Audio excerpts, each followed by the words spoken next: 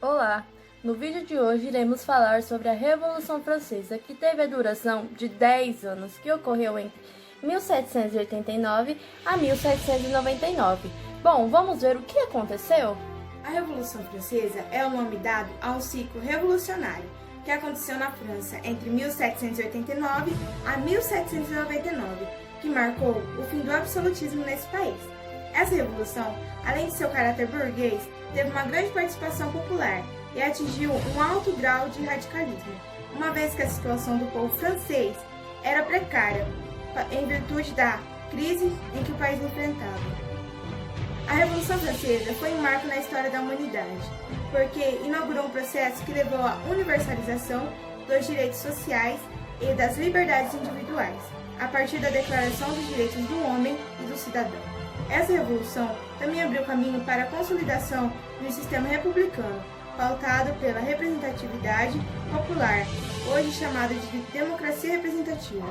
A Revolução Francesa foi resultado da crise política, econômica e social que a França enfrentou no fim do século XVIII. Essa crise marcou o fim da monarquia absolutista, que existia na França há séculos, e da seguinte ordem de privilégios que constituía o antigo regime da França. Na época, a França era governada por Luís XVI, e a sociedade era dividida em classes sociais, conhecida como Primeiro Estado, Segundo Estado e Terceiro Estado. Primeiro Estado, clero; segundo Estado, nobres; terceiro Estado, trabalhadores e burguesia. Dentro dessa organização social, existia uma divisão muito clara, pois o clero e a nobreza eram classes que compunham a aristocracia e gozavam de séries de privilégios, como isenção de certos impostos e direito de cobrar taxas por suas terras. O terceiro Estado, por sua vez, mantinha todo o peso de arcar com as despesas do governo francês. Além disso, essa classe era extremamente variada, pois incluía grupos bastante diferenciados, como burgueses e camponeses. E agora iremos falar sobre as assembleias. Bom, e dentro delas foram três: Assembleia Notável, Assembleia dos Estados Gerais e Assembleia Constituinte. Vamos ver agora sobre a Assembleia Notável. A Assembleia dos Notáveis foi convocada em 1787, com representantes das três ordens, clero, nobreza e burguesia, nomeados pelo rei, na tentativa de resolver o problema. Porém, nada foi resolvido, então decidiram aumentar os impostos. E agora vamos falar sobre a Assembleia dos Estados Gerais. A Assembleia dos Estados Gerais foi convocada em 1789, com 291 deputados do clero, 327 deputados da nobreza e 578 deputados do terceiro Estado, burguesia, para tentar resolver a questão da dívida do Estado, ou seja, se o clero e a nobreza pagariam ou não impostos. Porém, desde o início da reunião, surgiam divergências quanto ao critério de votação. O clero e a nobreza queriam que a votação fosse feita por ordem. O terceiro Estado queria que a votação fosse feita nominal. Como não era possível qualquer acordo, pois nenhum critério satisfaria a todos, foi então que o terceiro Estado declarou-se representante da nação e constituiu a Assembleia Nacional dos Constituintes. E agora iremos falar sobre a Assembleia Constituinte. Ocorreu em 1789. É considerado um dos primeiros passos que levariam eventualmente ao fim da monarquia francesa e ao início da República. O surgimento da Assembleia Constituinte na França só pode ser compreendido se for considerada a grande crise política e econômica que levaria o rei Luís XVI, da Casa de Bourbon, a convocar o órgão consultivo chamado de Estados Gerais pela primeira vez em quase 200 anos. Os Estados Gerais eram chamados por centenas de membros das antigas ordens dos feudos.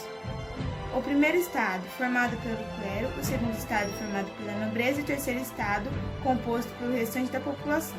Contudo, cada estamento só tinha direito a um voto, e as classes privilegiadas costumam votar juntas, impondo assim os seus interesses perante ao terceiro estamento.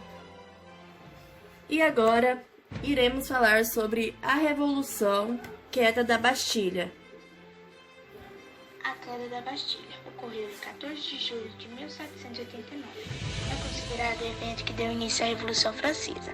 A Bastilha era uma grande prisão considerada símbolo do antigo regime, e sua tomada pela população de Paris espalhou a revolução por toda a França. Esse alastramento da revolta popular resultou em grandes transformações sociais e políticas no país, e marcou a queda do antigo regime. A tomada da Bastilha foi consequência da grave crise que a sociedade francesa enfrentava no final do século XVIII. Agora vamos falar sobre a República Jacobina. República Jacobina, marcada como a época do terror. Características da República Jacobina. Foram inúmeros os fatos e acontecimentos que nortearam o contexto histórico da Revolução Francesa e, consequentemente, o marcante movimento revolucionário dos jacobinos. Esse trabalho procura discutir a crise econômica nos últimos anos de 1780, que gerou dificuldades para a economia francesa, atingindo todos os setores, principalmente os pobres da cidade e o campesinato. Procura demonstrar ainda que, após ter sido construída a República Jacobina, mais precisamente no ano segundo, 1793, a crise se agravou, não só no setor econômico, mas em outras de igual relevância, incitando os conflitos de classe, onde o ponto crucial para a tomada de novas decisões por parte do Comitê de Salvação Pública foi basicamente a arremetida popular de 5 de setembro, que impôs novas medidas revolucionárias. E agora vamos falar sobre o Diretório.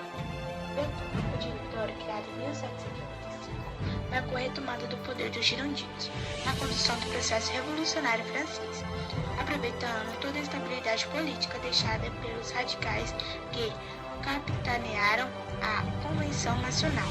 A alta burguesia conseguiu reassumir o país, promovendo reformas que deram fim às medidas populares criadas anteriormente. Daí em diante, a consolidação de qualquer mudança mais profunda seria controlada pelos instrumentos de visível exclusão política.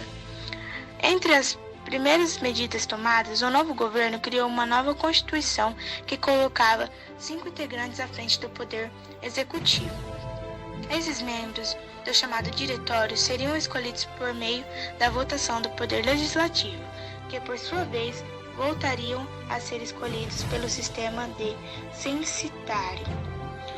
Por meio dessas medidas, buscava-se evitar outra possível radicalização política e, ao mesmo tempo, a estabilidade necessária para se lutar contra os problemas internos e as tropas inimigas. Agora vamos falar sobre Napoleão Bonaparte, quem foi e o que ele fez.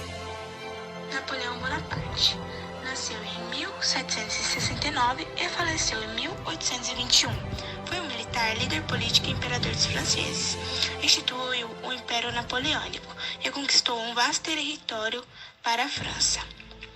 A ascensão de Bonaparte ao poder foi consequência direta da crise ocorrida na França no final do século XVIII. Naquele momento, havia a busca por um regime de liberdade política e igualdade dos direitos. Coube a Napoleão a tarefa de consolidar internamente e difundir externamente algumas das principais conquistas da Revolução Francesa. A expansão territorial era napoleônica, teve um objetivo, o fortalecimento dos estados franceses. Dessa maneira, eram divulgadas ideias libertas que enfraqueciam seus adversários, em geral, monarquias. E agora vamos falar sobre o golpe do 18 do Brumário, algo que marcou muito na Revolução Francesa. O golpe do 18 do Brumário foi um golpe de Estado ocorrido na França que representou o fim da Revolução Francesa, a ascensão de Napoleão Bonaparte ao poder e a consolidação dos interesses burgueses no país. No Estado Revolucionário Francês, esse dia ocorreu em 18 de Brumário do ano 4º, 9 de novembro de 1799 no calendário gregoriano. Passados 10 anos do início da Revolução Francesa, o país vinha sido governado por um colegiado de líderes chamados Diretório. Napoleão havia retornado de uma desastrosa campanha no Egito, e a França sofria com revoltas internas, além de uma ameaça real de invasão na Segunda Coalizão. Forças unidas pelos monarcas europeus liderados por Habsburgo e pela Rússia, para acabar com a França revolucionária. E agora vamos falar sobre os legados que deixou na Revolução Francesa. Legados da Revolução Francesa para a sociedade. A Revolução Francesa contribuiu para a consolidação de valores voltados às ideias de igualdade, fraternidade e liberdade. Tais ideias também foram usadas nas conjurações feitas no Brasil. Essas ideias defendem primordialmente o homem e suas relações, vistos nas constituições de países democráticos.